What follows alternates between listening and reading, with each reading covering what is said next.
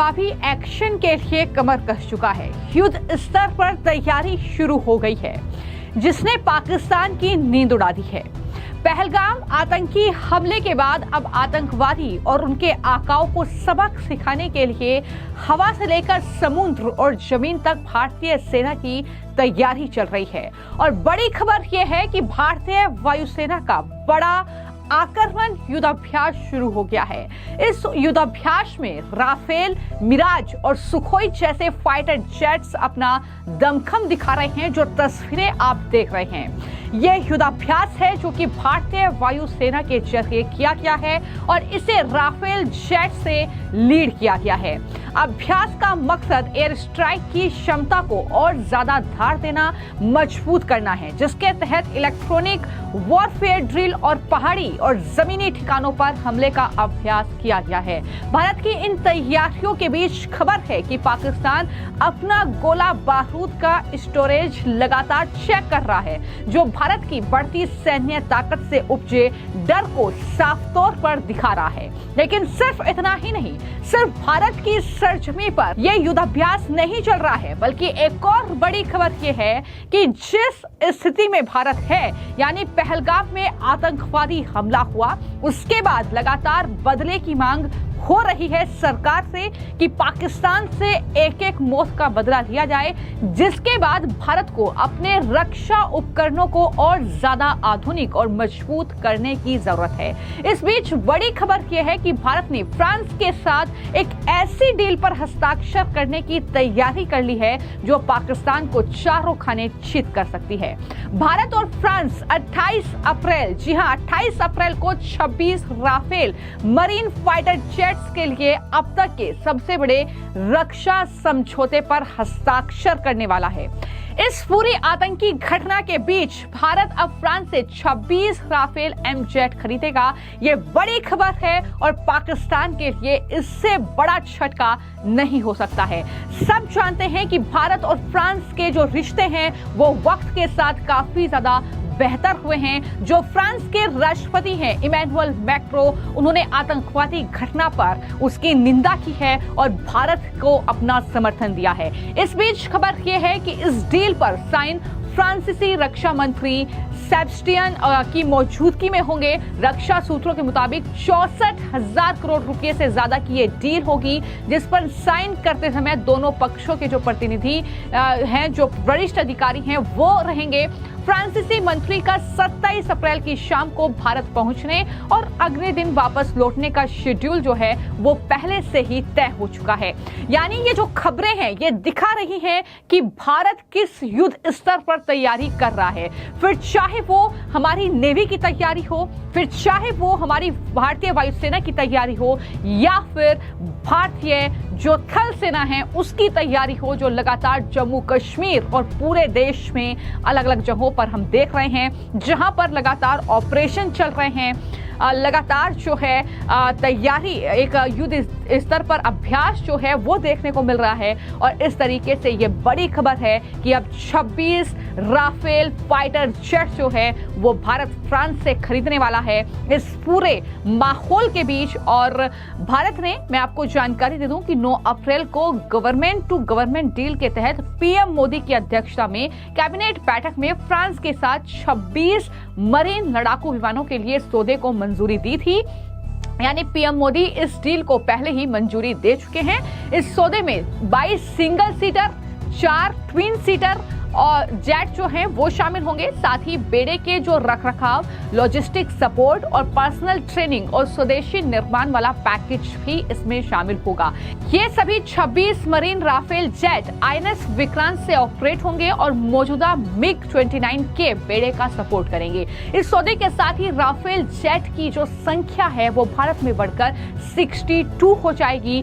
ये बहुत बड़ी संख्या है और जिस तरीके से लगातार रक्षा मंत्री राजनाथ सिंह भी इस बात का जिक्र कर रहे हैं कि जो दुस्साहस आतंकवादियों ने किया है, जो दुस्साहस भारत पर आतंक करने का, जो हमला करने का वो उनके आकाओं ने किया है, उसका जवाब दिया जाएगा। आतंकवादियों की बची खुची जमीन को मिट्टी में मिलाने का काम हम करेंगे, ये प्रधानमंत्री नरेंद्र मोदी का जवाब। जिसके बाद अब हम देख रहे हैं, जैसा कि मैंने कहा कि समुद्र से लेकर आसमान तक और आसमान से लेकर जमीन तक ये भारतीय सेना की तैयारी है, जिसका दमखम तस्वीरों में आप देख रहे हैं। और इस तरीके से विदेशों से भी जिन देशों के साथ संबंध हमारे काफी अच्छे हैं, किस तरीके से रक्षा सौदा हो, मजबूती आए रक्षा बेड़े में, इसको लेकर भी तैयारी चल रही है। और ये जो पूरा मामला चल रहा है, इसको लेकर डिफेंस एक्सपर्ट शिवाली देशपांडे ने क्या कुछ कहा है और किस तरीके से वो पाकिस्तान पर हमलावर नजर आई है। उन्होंने कहा कि ये पाकिस्तान में साफ तौर पर दिख रहा है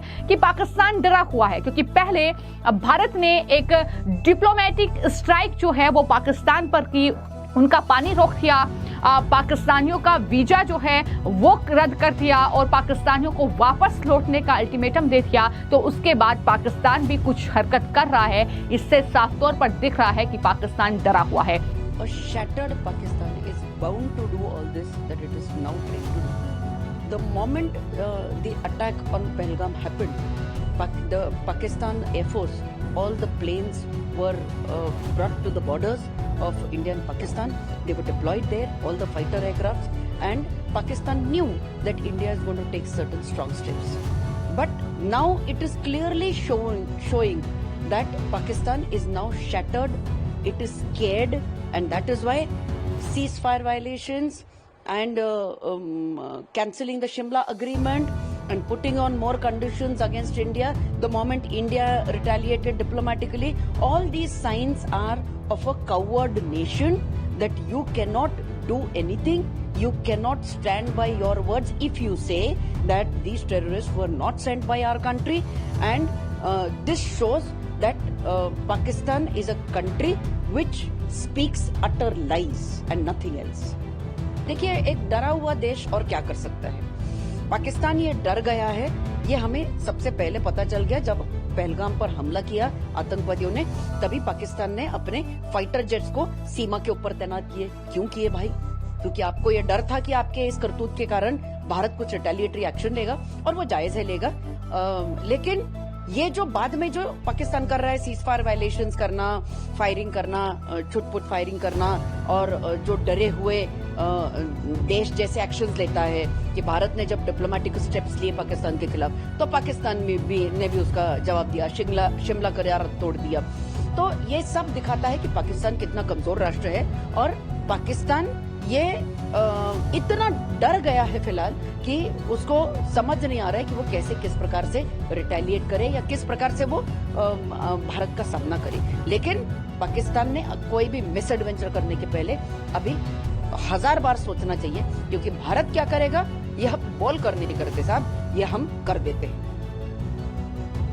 the moment India declared that the Indus water treaty does not exist between India and Pakistan, now Pakistan has understood what has hit them, because if the Indus River Water Treaty, the Indus River Water Treaty has been stopped, the water which goes from the Indus River into Punjab and Sindh has been stopped, and due to this Punjab and Sindh, there'll be no electricity, there'll be no farming, and that entire place will go into a bad situation as far as economy is concerned.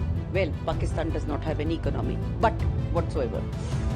And this is why the Pakistan Prime Minister has given a statement that, we wanted peace, we are ready for talks. But then it's not now, there is no time for peace and talks. You should have thought 100 times before sending these terrorists and training your Akas into doing terror activities. And now it is of no use. Now what has to be done by our country. You've already done the misadventure that you had to do to India, and now India will retaliate. So you cannot stop India, you cannot tell Bharat what to do and what not to do. And peace no longer exists between India and Pakistan. The matter has been solved by doing these terror activities and by killing our innocent civilians.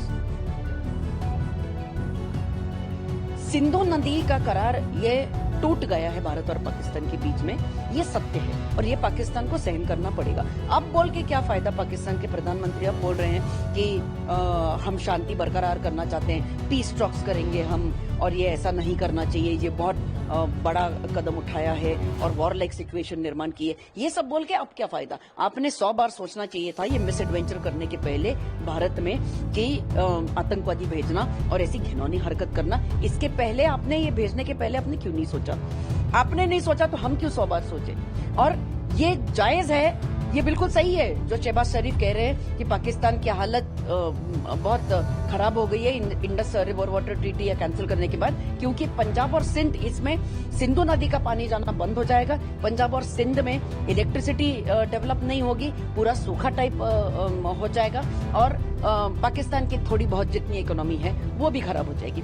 तो ये ऐसी situation है और अब आप उसको damage control करने की कोशिश कर रहे हैं ये बोल के कि हमें पीस चाहिए और हम तैयार हैं वार्तालाप के लिए, भारत के साथ हम चर्चा कर सकते हैं। चर्चा वर्चा का समय चला गया है, अभी जो समय है वो गोला बारूद से होगा। तो फिलहाल पहलगाम आतंकी अटैक के बाद कुछ इस तरह की तस्वीर नजर आ रही है, लेकिन इंतजार है सब देशवासियों को कि कब भारत जो है इन 26 मौतों का बदला पाकिस्तान और पाकिस्तान समर्थित इन आतंकवादियों से लेगा, आतंकवादियों के आकाओं से लेगा। इसका इंतजार पूरा भारत कर रहा है। फिलहाल आपकी इस खबर को लेकर क्या राय है, हमें कमेंट बॉक्स में जरूर लिखें। धन्यवाद।